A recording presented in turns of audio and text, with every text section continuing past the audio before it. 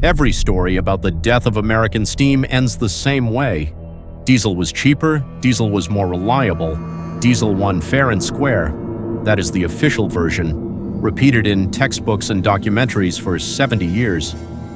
But one railroad actually ran the numbers before deciding in a formal side-by-side test between its best steam locomotive and the diesels it was about to buy, and the paperwork from that test tells a very different story than the one that made it into the history books. The locomotive that came out ahead was scrapped anyway, every single one of them, within a decade. If steam actually won that test, why did the railroad spend the next 10 years pretending it hadn't?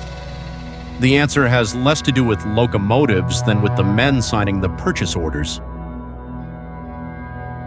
By 1945, the New York Central Railroad ran one of the most demanding main lines in the country, the so-called water level route, stretching from New York City to Chicago, carrying both premium passenger trains like the 20th Century Limited and heavy tonnage freight over largely flat fast track.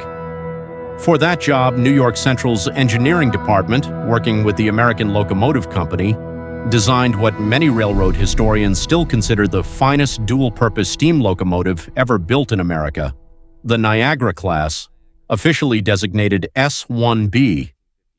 27 of them were built starting in 1945, a 484-wheel arrangement, optimized not for one spectacular number, but for exactly the kind of grinding, high-mileage, high-speed service that would decide whether steam could survive the coming diesel era at all. The Niagara wasn't built to chase records the way the Big Boy or the Allegheny had been.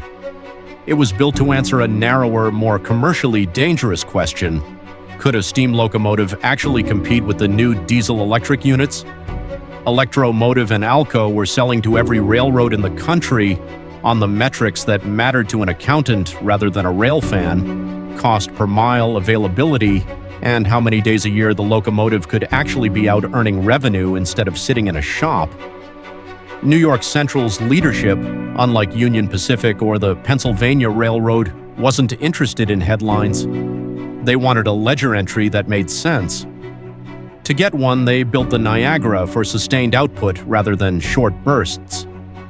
Its boiler, pressurized to 275 pounds per square inch, was matched to cylinders and a firebox size specifically to hold a high, steady rate of steam production over hundreds of miles at speed, rather than delivering one spectacular peak and fading. In dynamometer testing at sustained mainline speeds, the Niagara produced over 6,000 horsepower at the drawbar, a figure that held up not for a 5-minute sprint down a test grade, but for hour after hour of revenue service, pulling 20-car passenger trains at 80 miles per hour across Ohio and Indiana. Where other record-chasing locomotives were built to impress a dynamometer car for one triumphant afternoon, the Niagara was built to do the same job, day in and day out, for a railroad that needed the number to hold up in a spreadsheet, not just a press release.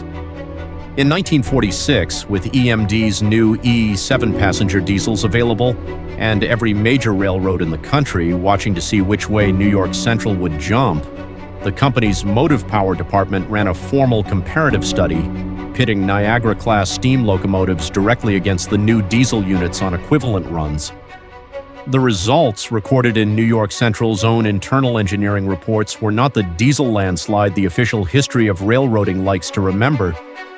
The Niagara matched the diesel units on availability, the percentage of days a locomotive was mechanically fit for service, and in the department's own cost per mile figures, steam and diesel came out closely comparable once the Niagara's higher fuel and water needs were weighed against the diesel's higher purchase price and its need for multiple coupled units to match the Niagara's single-engine output on the heaviest trains. On paper, in New York Central's own numbers, the case for switching to diesel was far less clear-cut than the railroad's public statements ever admitted. What the test couldn't measure was everything happening outside the locomotive shop. By the late 1940s, Wall Street and the railroad industry's own financing structure had already tilted hard toward diesel, regardless of what any single railroad's comparative test showed. Diesel manufacturers offered attractive financing terms that steam builders, several of which were already winding down locomotive production entirely, simply couldn't match. Wall Street analysts and railroad boards, increasingly detached from the operating departments running the actual tests, had already decided that a modern diesel-powered railroad was the image investors wanted to see, and standardizing an entire national freight network onto a single fuel and maintenance model carried real value that a locomotive-by-locomotive cost comparison never captured. Steam's advantage on a single railroad's own numbers meant very little once every major supplier, financier, and industry publication had already declared the debate over. Internal New York Central correspondence from the early 1950s shows the shift happening almost independent of the Niagara's actual performance. Operating department memos continue to note strong availability figures for the class, even as company-wide purchasing decisions moved entirely toward diesel power for new orders. Shop supervisors who had praised the Niagara's mileage between overhauls found themselves converting steam servicing facilities into diesel shops regardless. The locomotive wasn't failing. The industry it belonged to had already moved on without it, and no single test result was going to reverse a decision that had been made in boardrooms far from the dynamometer car.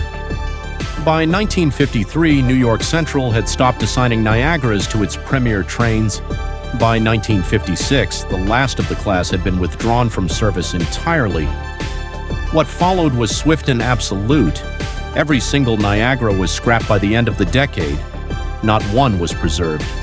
No museum acquired an example, no state fairground display, no static memorial outside a roundhouse. A fate shared by almost every major class of late-era American steam that wasn't lucky enough to belong to a railroad willing to fund its own preservation program the way Union Pacific eventually did for the big boy. Today, everything known about the Niagara's real-world performance survives only in archived engineering reports and the recollections of a shrinking number of retired railroaders rather than in a single piece of physical steel anyone can go stand next to. The gap between the Niagara's test results and its fate says something the big boy's survival never had to explain. A locomotive can win the argument that actually matters to the people running the railroad and still lose everything if the decision gets made somewhere the test results never reach. History remembers diesel's takeover of American railroading as an inevitability, a simple case of better technology winning cleanly. The paper trail from New York Central's own shops tells a messier story. Sometimes the machine that wins the test is scrapped anyway, and the official history gets written by whoever controlled the purchase orders, not by whoever controlled the dynamometer car. What other results are still sitting in a filing cabinet somewhere, quietly disagreeing with the story everyone already believes?